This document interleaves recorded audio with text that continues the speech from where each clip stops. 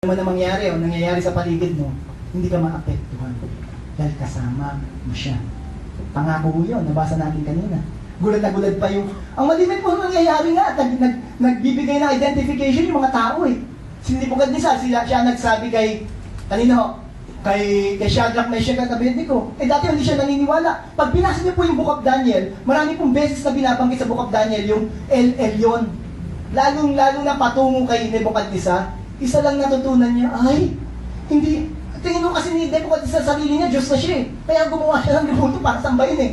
Pwede po ako? Pero sabi niya, ay, hindi pala ako, meron pang higis na Diyos kaysa sa akin. Ay, ito mga Diyos ko sinasamba dito sa Babylon, ang Babylon pa punong-puno ng Diyos. Hari po ng Babylon si Nebuchadnezzar, sabi niya, hindi pa pala itong mga Diyos, meron pang masigit. Itong Diyos pala nitong tatlong ito, masigit sa Diyos ko. Kaya sabi niya, Shadrach, Meshach, Abednego, mga lingkod ng Diyos, nakataas-taasan, Most High God. Ay, dito katulad ng Diyos ko. Bigla sumunod doon, basahin niyo mamaya assignment.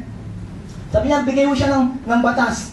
Wala nang ibang sasambahin, kundi ang Diyos ni Shadrach, Meshach at Abednego. Sa buong kaharian, ang laki ng kaharian ng Babylon noong panahon na yun. Mula hanggang Europe po at balik ng Middle East. Hindi pa wala pang Pilipinas noon, pero kung andito, kasama tayo. Yun po yung superpower na nation noon, Babylon. Sabi niya, sa lahat ng aking nasa sasakupan, wala nang ibang Diyos na sasambahin. Kapatid, yun din na kaya mong dalhin sa paligid mo, sa pamilya mo. I-identify mo lang yung pangalan mo sa pangalan ni LA. Amen, ikaw na mismo. Amen? Pag may dala kang Bible, identify mo lang talaga. Huwag mo itago sa plastic bag ng SM, pupunta ka sa church. Nakuha niyo po ako pag natanong, praise the Lord ka ba? Hindi naman.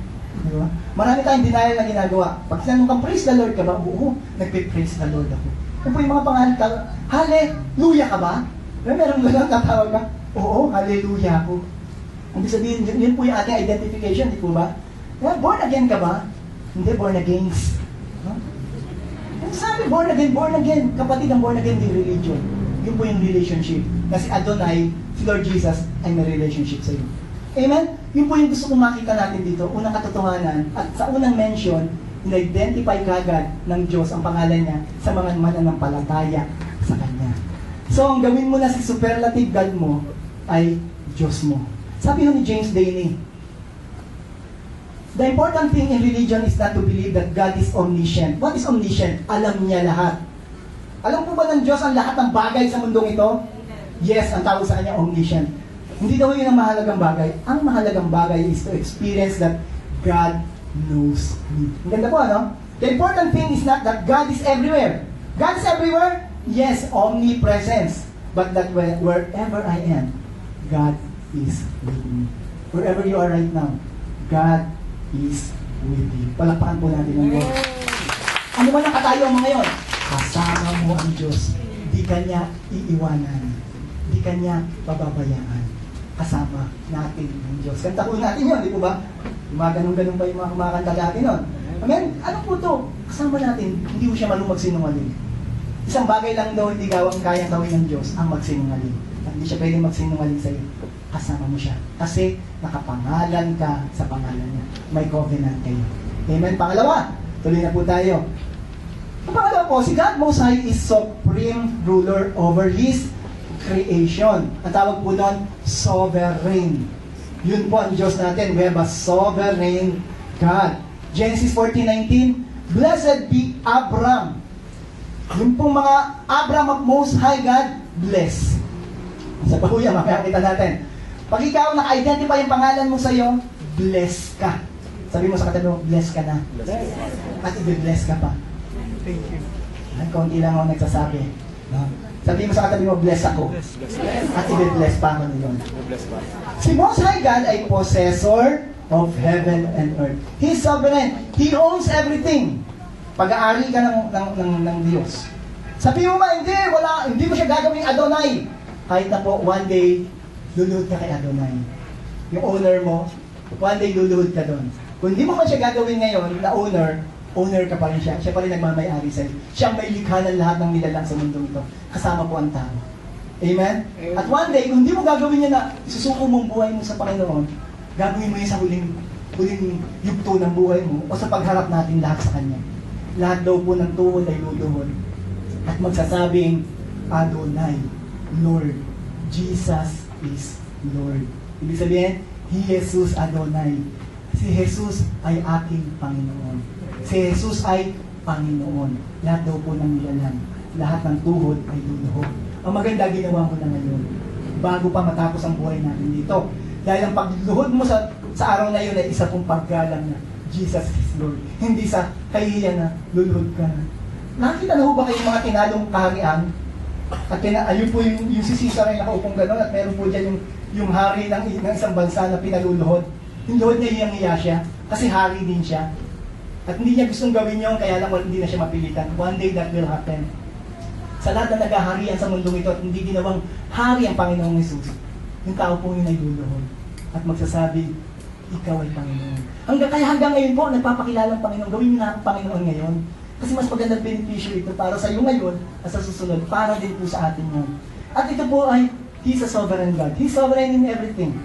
Sa lahat ng nangyayari sa buhay mo, sovereign si Lord. Yun ang po sinasabi niya, siya ay higit sa lahat. Psalm 83 verse 18, sabi po dito, until they learn that you alone are called the Lord, that you alone are the what? The Most High, supreme over all the earth. Lahat mo ng tao dito, lahat mo ng nilalang ng Diyos ay nasa ilalim ng kanyang paanan at kanyang paghahari. Hindi mo man gawin yon, hari pa rin siya. At one day, haharap po tayo sa Panginoon. But praise God, purihin ng Diyos, tayo pong lahat na nandito ngayon ay nagdesisyon na maging supreme na si Lord sa atin. Kaya wala tayong problema dito. At kung hindi pa, simulan mo na ngayon. Kaya ka pinadala ng Panginoon dito, hindi ka niyaya ng kusino. O ng iyong kapatid, asawa, kaibigan. Nandito ka, gusto kasing parinig sa'yo ng Panginoon na gusto niya maging supreme sa'yo. At ang benepisyo na hindi po sa mga susunod na gawing supreme si Lord, yung most high si Lord sa buhay niya. Natutunan po ito ni King Nebuchadnezzar sa Daniel 5:21. Ito sabi niya, he was driven from human society. He was given the mind of an animal, and he lived among the wild donkeys. He ate grass like a cow, and he was drenched with the dew of heaven until he learned that the Most High God rules the kingdoms of the world and appoints anyone he desires to rule over them. Talking about sa anak po ni King Nebuchadnezzar, ang nagsasalita? Si Daniel. Kinakausap niya, hindi ka pa ba madadala, Daniel? Yung anak niya, nalimutan ko tuloy pangalan, yung anak niya sabi, hindi ka ba nadadala? Ito na yung nangyari sa tatay mo, hanggang ma-acknowledge niya na supreme yung Diyos kaysa sa kanya na hari ng Babylon. Kaya sabi niya, ngayong gabi, mene tekel you perceive. The writing on the wall. Nangyari po yun sa anak ng hari ng Nebuchadnezzar. To make the long story short, hindi ho natuto yung anak. Pero si Nebuchadnezzar, natuto po siya. Amen? At siya po, sabi niya, supreme ang Diyos. Ang Diyos ni Shadrach, Meshach, Abednego at Daniel. Ang Diyos ng mga Hudyo ay Diyos na higit sa lahat. Amen? At yun po yung gusto mong sabihin sa atin ng Panginoon ngayon, na supreme ang Diyos sa buhay mo. Next po. God Most High, help those, ito makita natin, if you possess the name of the Lord, third truth, if you possess the name of the Lord, He is there to help you. God Most High helps those people who possess His name. Tingnan natin sa 19 and 20. Tingnan natin. Are you here? Praise God. Sabi sa, balik ko natin. 19. And he blessed Abraham, ayun na po yung kanina, saying, blessed be Abraham by God Most High, creator of heaven and earth, and blessed be God Most High, who delivered your enemies into your hand. We're talking about El Elyon today. Sabi po dito, may deliverer po. El Elyon is your deliverer. Amen? He will deliver you from not good situation, dadalhin ka niya sa isang mas maganda situation. O sometimes, in that bad situation, He can turn it around para maging mabuti. Sometimes, you still stay there, nandun ka pa rin, pero may ginagawa ng Panginoon para maalis ka doon. Hindi po papalya si LL yun.